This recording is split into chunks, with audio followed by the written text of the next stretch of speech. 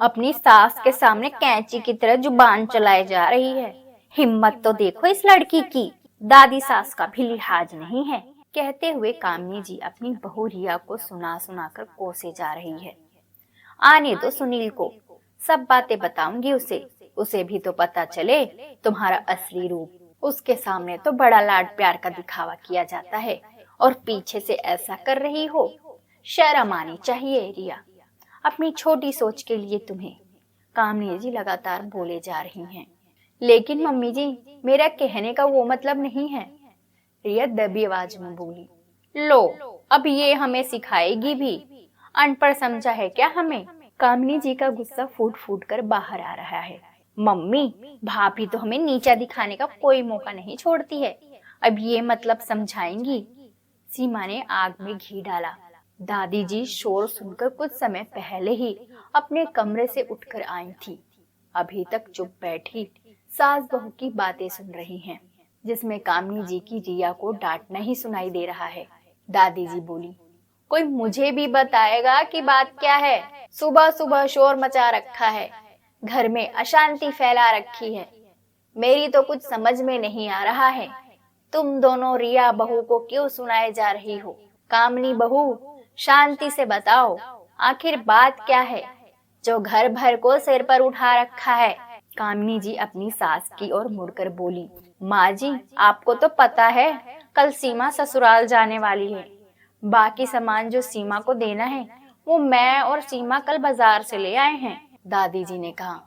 हाँ, दिखाया था तुमने कामनी बहू, खूब सारा और बढ़िया कपड़े वगैरह लाई हो। परेशानी क्या है? माँ जी, सीमा की भाभी का भी फर्ज बनता है कुछ देने का। रिया ने उसको अपनी कोरी साड़ियाँ दिखाई। सीमा को 2 साड़ियाँ पसंद आ गई, तो ये महारानी कह रही है कि एक ले उनमें से, लो और दूसरी कोई और पसंद कर लो, क्योंकि वो वाली उसकी माँ ने दी है। एक साड़ी के लिए ननद का दिल दुखा रही है। कामनी जी मुंह बनाती हुई बोली। सीमा भी नाक भौं सिकड़कर बोली, दादी, एक साड़ी ही तो है, लगता है भाभी का दिल काफी छोटा है जो एक साड़ी देने में इतना रोना पीटना कर रही है। मेरा तो दिल दुखा दिया भाभी ने। दादी जी ने प्रश्नवाचक नजरों से रिया को देखा। रुआंसी होकर रिया बोली, जी दादी जी, मम्मी जी सही कह रही हैं, पर मेरे सीमा को दूसरी साड़ी पसंद करने के कहने के पीछे ये कारण है कि वो साड़ी मेरी मम्मी ने पिछले वर्ष होली पर दी थी, और आप जानती हैं होली के कुछ दिन बाद हार्ट अटैक होने से उनका देहांत हो गया।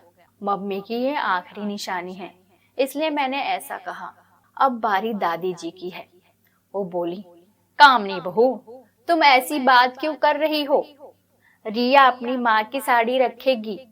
सीमा, तुम जानते हुए भी कि रिया की माँ की आखिरी निशानी है, फिर भी जिद कर रही हो।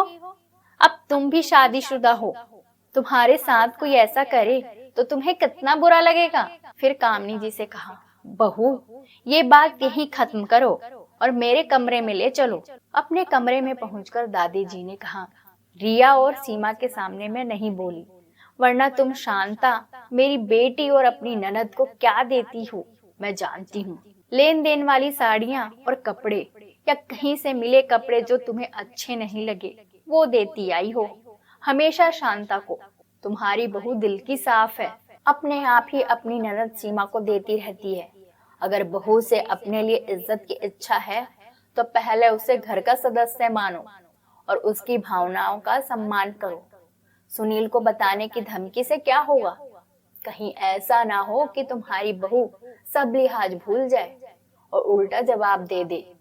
2 साल हो गए रिया को बहू बनकर यहाँ आए, वो भी देख रही है तुम अपनी ननद यानी शांता के साथ कैसा व्यवहार करती हो। अपने को सुधार लो कामिनी बहू। कामिनी जी को आज अपनी सास की चेतावनी से अच्छी तरह समझ में आ गया कि बहू के ऊपर दादागिरी या हुक्म चलाने से काम नहीं चलेगा, उसकी भावनाओं को भी समझना पड़ेगा। कामिनी जी ने अपनी सास से वादा किया कि वो शांता और रिया दोनों का ख्याल रखेगी। अब कामिनी जी रिया के पास जा रही है, अपनी गलतियों को सुधारने के लिए एवं बहू को ये बताने के लिए कि ये घर उसका भी है, उसके सेंटिमेंट्स की भी कद्र है उनको। समझती हैं वो रिया की भावनाओं को भी।